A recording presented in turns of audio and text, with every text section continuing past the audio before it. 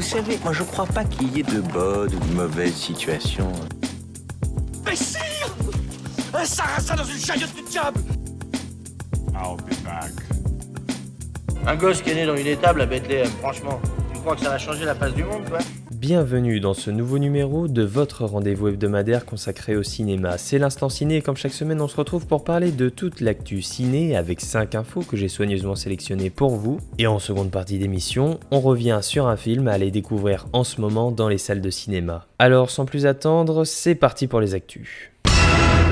Notre première info nous est révélée par Nicolas de Taverneau, le patron du groupe M6, qui a révélé sur Twitter qu'une nouvelle adaptation plutôt, du célèbre personnage de Fantomas est en préparation par le SND et M6 Films. Nicolas de Taverneau annonce un film à grand budget, un film plus proche des origines de Fantomas, plutôt que la version cinéma avec Jean Marais et Louis de Funès. Hâte de voir ce qu'il nous réserve.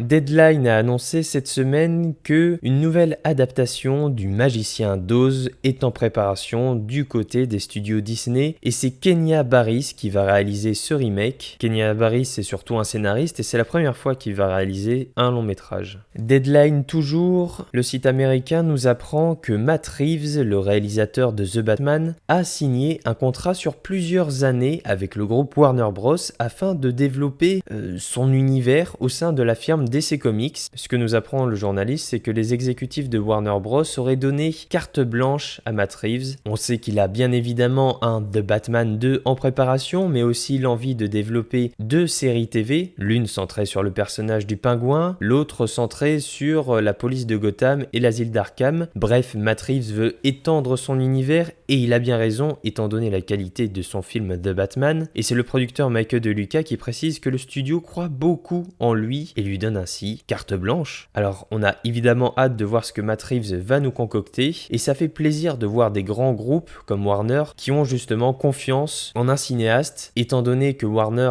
a un peu de difficulté, je vous en avais déjà parlé il y a 2 semaines, à s'organiser, à organiser leur univers DC Comics. Ça fait plaisir de voir qu'ils cherchent comme ça à désigner des personnes qui pourront peut-être façonner cet univers et ses arcs principaux. Un petit tour maintenant du côté des bandes annonces de la semaine. Nous avons eu une première bande-annonce pour le prochain film de Sam Mendes, ça s'appelle Empire of Light et c'est attendu en fin d'année au cinéma. Une nouvelle bande-annonce également pour le nouveau film de Sébastien Marnier, ça s'appelle L'origine du mal et c'est le 5 octobre au cinéma. Et enfin, nous avons une bande-annonce pour la ressortie de Avatar, puisque Avatar revient au cinéma. Le film sorti en 2009 de James Cameron revient dans les cinémas français dès le 21 septembre et dans le monde entier même. On pourra le voir en 2D, en 3D, même dans une version améliorée avec l'image et le son pour les salles équipées. Bref, c'est une nouvelle version remasterisée qui sortira pour une durée limitée. Donc évidemment, il va falloir se jeter dessus pour revoir ou peut-être découvrir pour la première fois Avatar au cinéma. Je rappelle la date, c'est le 21 septembre pour une durée limitée. Alors allez-y.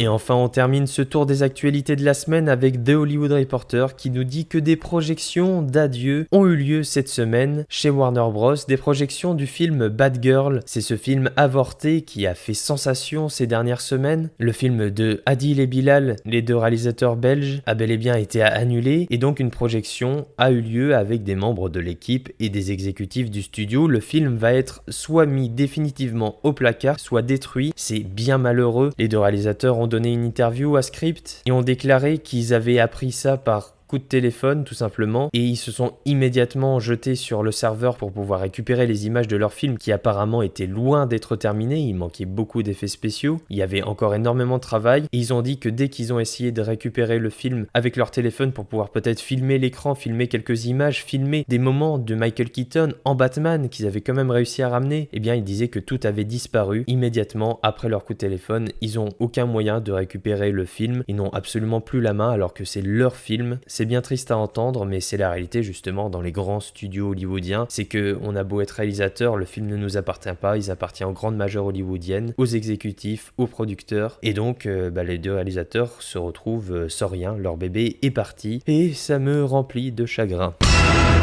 Allez, passons maintenant à la recommandation ciné. Le film de la semaine est un film australien. C'est le retour du réalisateur phare George Miller avec à l'affiche Idris Elba et Tilda Swinton et ça s'appelle 3000 ans à t'attendre.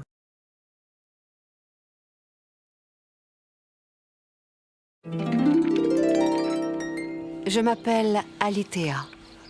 Mon histoire est vraie.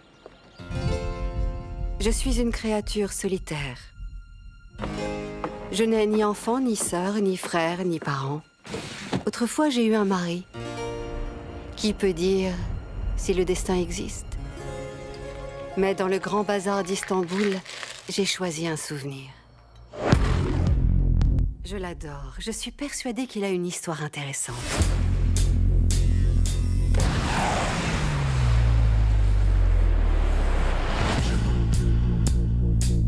Quel vœu souhaitez-vous que j'exauce? Qu'est-ce que votre cœur désire le plus? J'aurais une question. Que peut-on faire avec 3 vœux? Vous verrez.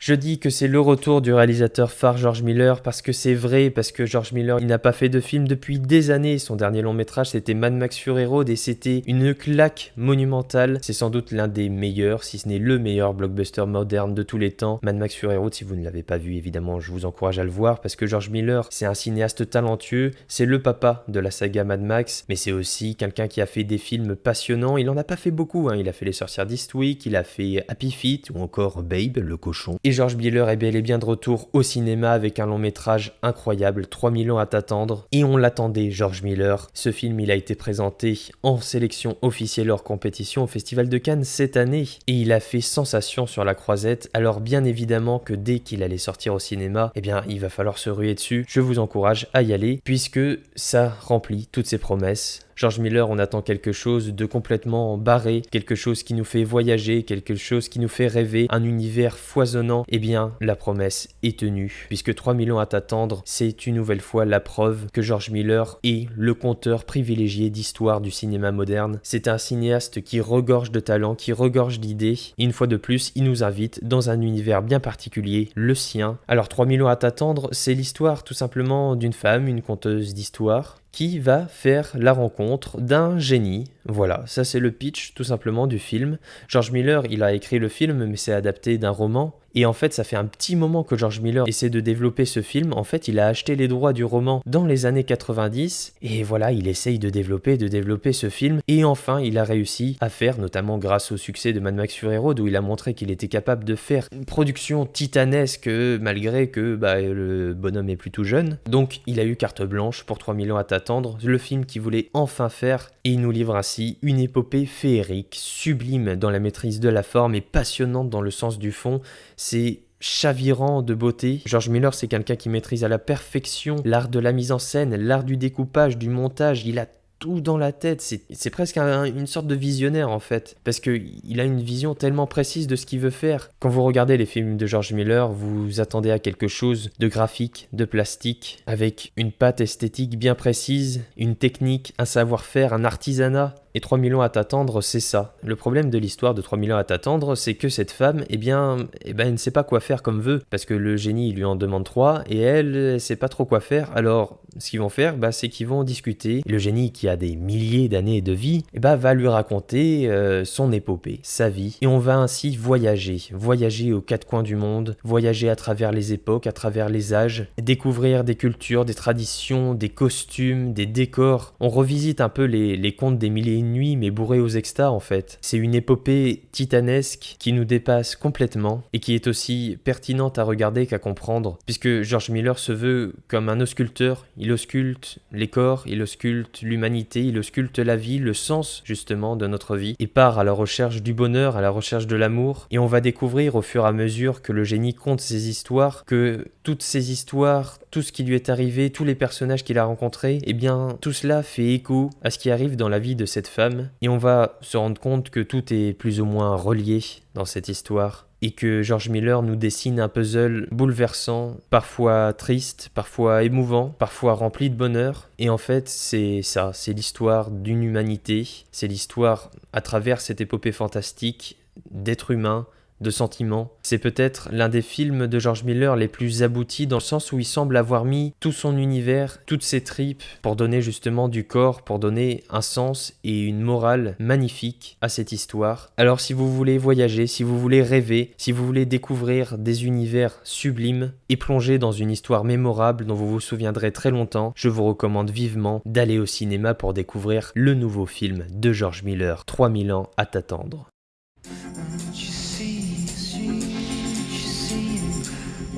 Il n'existe aucune histoire qui parle de vœux et qui ne soit pas une mise en garde. Nous avons tous des désirs, même s'ils ne nous apparaissent pas clairement. Mais c'est votre histoire et j'ai hâte de voir où elle mène. Ou voir comment elle pourrait finir.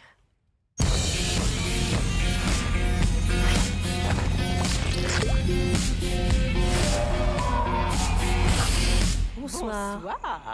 Il va rester un moment.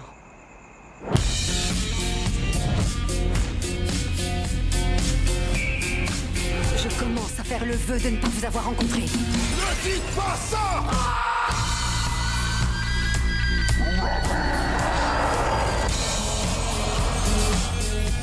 Faites votre vœu! Sauvez votre vie! Ça y est, j'ai un vœu.